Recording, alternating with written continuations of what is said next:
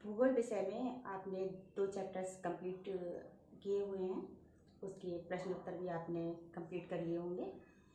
आज हम आपको तीसरा चैप्टर जल संसाधन पढ़ाने जा रहे हैं। जल संसाधन, जल हमारे जीवन के लिए बहुउपयोगी है। जल से ही सभी क्रियाएं की जाती हैं और जल हमारे लिए बहुत उपयोगी है। जल संसाधन के रूप में, जैसे संसाधन मतलब आपने फर्स्ट चैप्टर में पढ़ा था कि संसाधन किसे कहते हैं, जिसका हम साधन का प्रयोग करते हैं उसे संसाधन कहते हैं। तो जल का प्रयोग हम विभिन्न क्रियाओं के लिए करते हैं, जैसे घरेलू कार्यों के लिए, सिंचाई के लिए एवं अन्य अन्य बहुत सारे उद्योग धंधे जो हैं वो जल पर ही निर्भर हैं। जैसे कि आप सभी जानते हैं कि हमें जल जो मिलता है वो केवल 4% जल ही पीने योग्य मिलता है। वैसे पृथ्वी पर 75% जल है, किंतु 4% जो जल पीने योग्य है वो हमें 2 प्रकार से मिलता है। एक तो नदियों, तालाबों, झीलों के द्वारा ऊपर सतह पर जल बहता हुआ, और दूसरा है अधोभौमिक जल, जो जल पृथ्वी के सतह के नीचे अधोभौमिक रूप से मिलता है, जिससे हम नलकूप, कुआं या ट्यूबवेल के द्वारा प्राप्त करते हैं। ट्यूबवेल के द्वारा जो हम जल प्राप्त करते हैं वह सिंचाई के लिए बहुउपयोगी होता है। लेकिन बहुत सारा जल जो हम सिंचाई के लिए उपयोग में लाते हैं उसके लिए भारत सरकार के द्वारा विभिन्न परियोजनाएं बनाई गई हैं। इन परियोजनाओं को कहते हैं बहुउद्देशीय नदी घाटी परियोजना। बहुउद्देशीय, बहु माने बहुत अधिक, उद्देश्यों की पूर्ति करने वाली परियोजना, अर्थात बहुउद्देशीय। बहुत सारे उद्देश्य, कौन कौन से वो उद्देश्य होंगे, जैसे कि सबसे पहले जल विद्युत उत्पादन करना, डैम जो बनाए जाते हैं उन पर जल विद्युत उत्पादन होता है। दूसरा है जल विद्युत के बाद सिंचाई करना, मत्स्य पालन करना, मछलियों का पालना, क्योंकि एक जल जलाशय होता है, उस जलाशय में मछली उत्पादन की जाती है।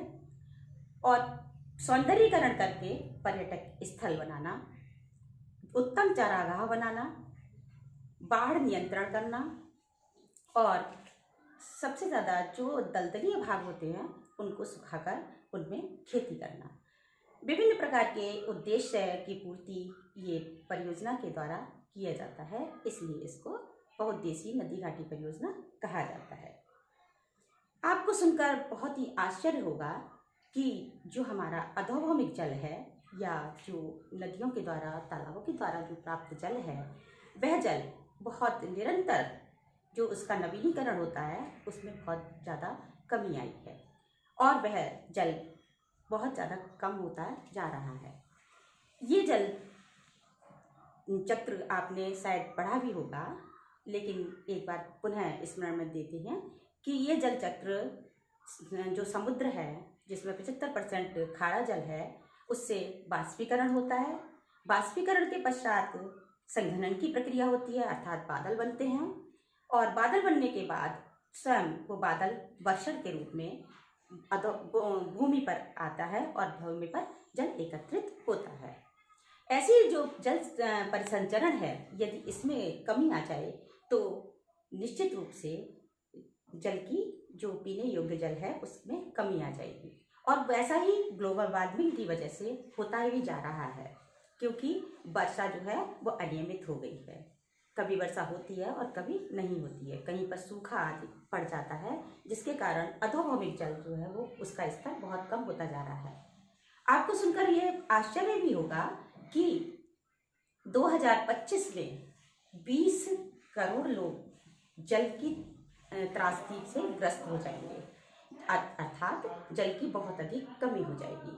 और कहा भी जा रहा है कि तृतीय महायुद्ध जो होगा, विश्व युद्ध, वह वास्तव में पानी के ऊपर ही होगा, क्योंकि पानी की बहुत ज़्यादा परेशानी आने वाली है। और इस परेशानी से निवारण करने के लिए हमें जल संरक्षण करना चाहिए।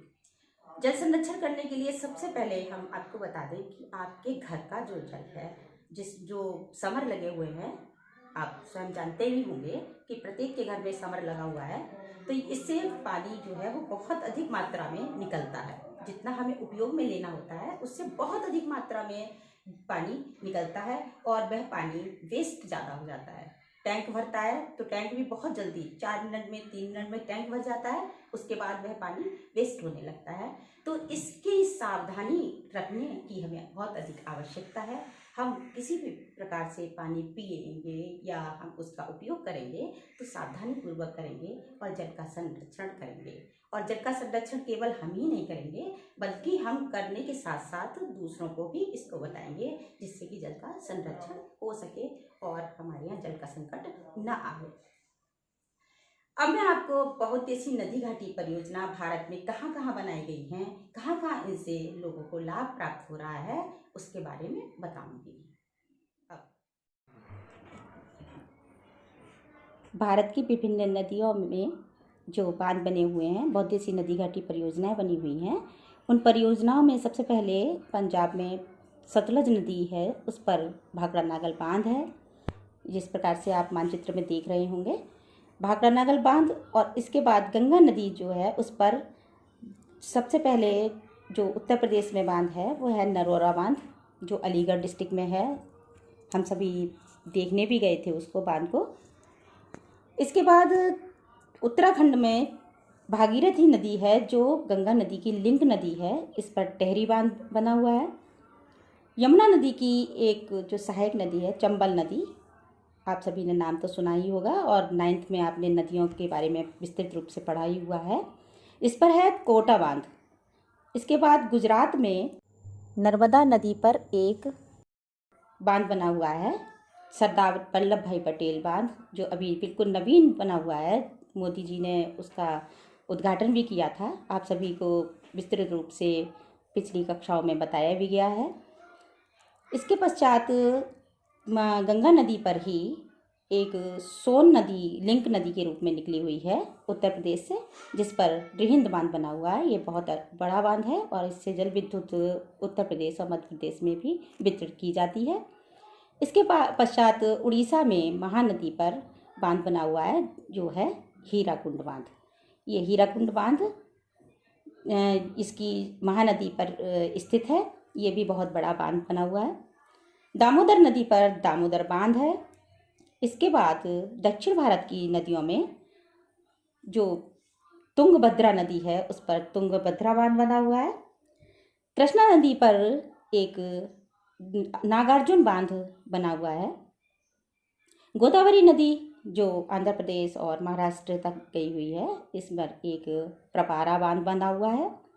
इसके पश्चात कावेरी नदी पर मैटूर बांध बना हुआ है। ये सब बहुउद्देशीय नदी घाटी परियोजनाएं हैं। इन परियोजनाओं से सभी बहुत अधिक लाभान्वित होते हैं और राष्ट्र की भी आय बढ़ती है। अब आप सभी ने ये जो बांध बताए गए हैं, बहुउद्देशीय नदी घाटी परियोजनाएं बताई गई हैं, इन परियोजनाओं के बारे में विस्तृत जानकारी प्राप्त कर ली है और जल संरक्षण के बारे में भी जो बताया गया है वो आपने अच्छी तरह से स्मरण में लिया होगा। अब इसके जो प्रश्न बनाने हैं वो इस प्रकार से आप उन प्रश्नों के उत्तर अपनी उत्तर पुस्तिका पर लिखेंगे कि विभिन्न प्रकार के भारत में जो नदियों के ऊपर बांध हैं वो कौन कौन से हैं, तथा इसमें से एक बांध भाखड़ा नागल बांध, इसकी विस्तृत जानकारी इस उत्तर पुस्तिका पर लिखेंगे तथा इसमें जल संरक्षण के ऊपर एक निबंध तैयार करेंगे कि हम जल संरक्षण किस प्रकार से कर सकते हैं। उत्तर पुस्तिका में अति लघु प्रश्न छांटकर उसके उत्तर लिखेंगे और ये गृह कार्य पूर्ण करके उसके बाद में मुझे बताएंगे कि समस्या कहाँ पर है। उसका समाधान करने के लिए मैं पुनः आपके सामने फिर से एक बार उसको समाधान